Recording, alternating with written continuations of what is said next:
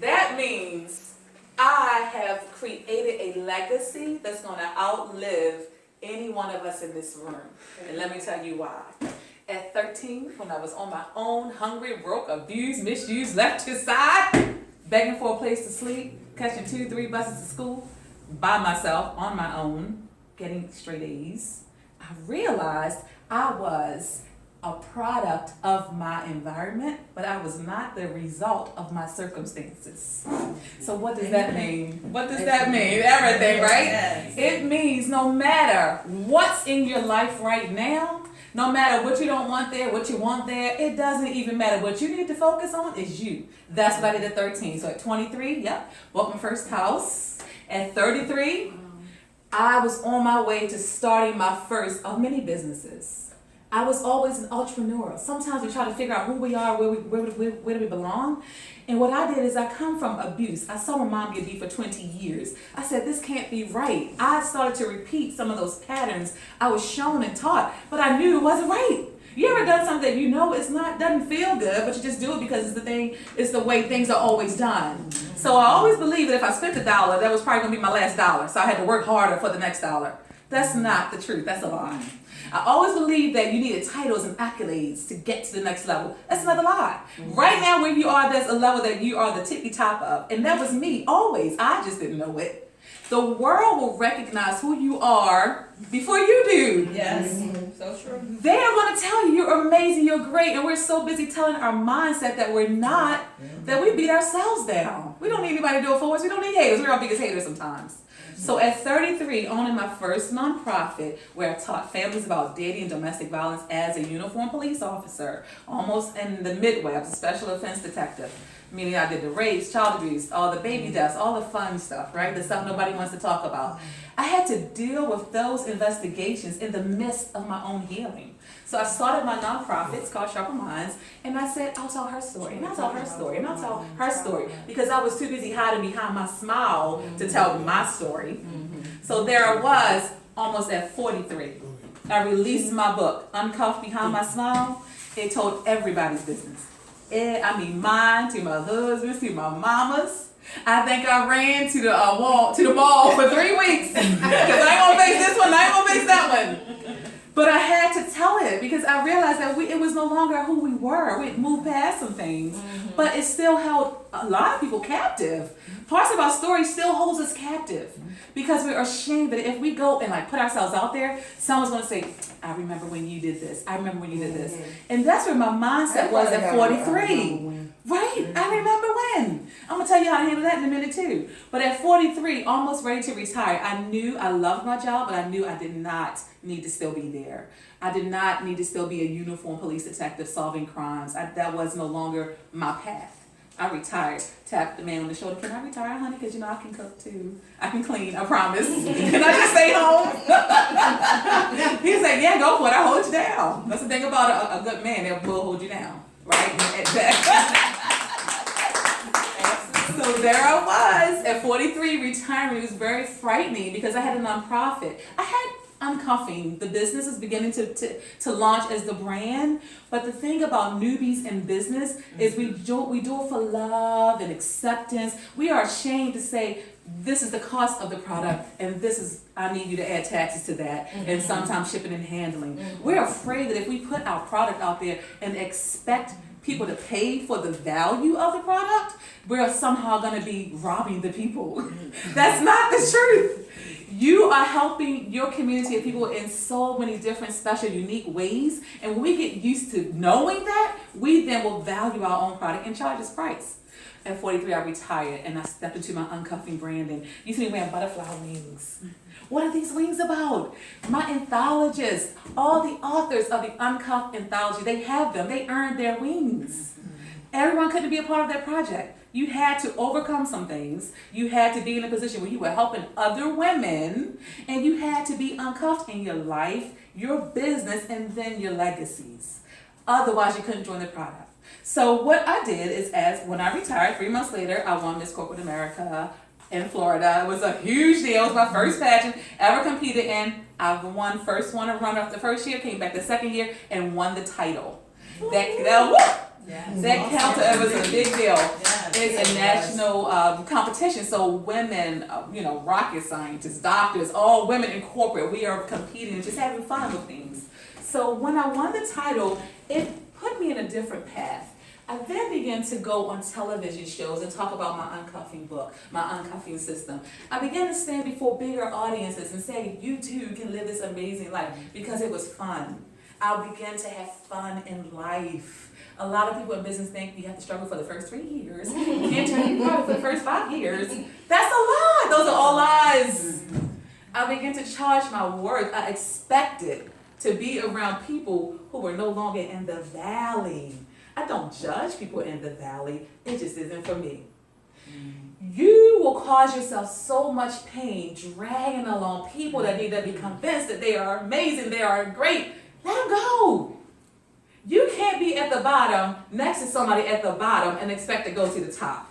So I put myself in a room where I wanted to learn. I put myself in a room where people were doing the things I wanted to do. I have stood alongside greatness. There's so many celebrities I could name drop. I never appreciated when people did that to me, because it made me feel as if that was my benchmark. But I realized that sitting right here, this is my moment. This in this room, this is your moment. The shoulders you stand beside right now, that's the impact you're supposed to make. We strive too much to get up to that next level. We don't really appreciate where we are right now. So that takes me right here, right now, this moment in my life. I believe that if you're not living uncuffed in your life, your businesses, your legacies, you're just not uncuffed. And that includes everything, your relationships with your clients, your relationships with your loved ones. And I'm not saying accept everything from everybody who's supposed to love you, because what you accept from your loved ones, you'll accept in your businesses. That's not the way it's supposed to be. I want you guys just to be clear about who you are, what your branding is. I didn't make up the word uncuffed, but I made up the lifestyle. It is a verb, it's an action word, it's something that you do, it's an adjective, it describes how you live. Other women, I'm uncuffing today. Yes, you are, let's go. What does that mean? I don't know, we'll figure it out when we get there.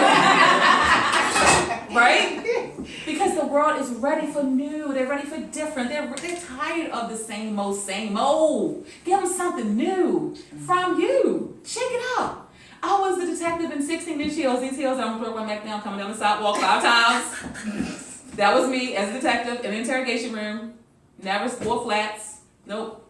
Nappy hair, bushy hair. That was me before it was popular. My mama said I look like James Brown's little sister because the middle part of my hair is gray, and on pictures it looks like it's just nothing there. And that's me. I'll take that. No one else is doing it, but I bet you they will. So when you find yourself in a position in life where you do have I commend you for all the places you've been in, all the places you've gone.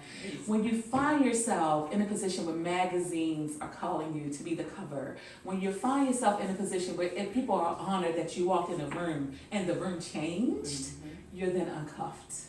So I rely on these 5 strategies when I teach women in business.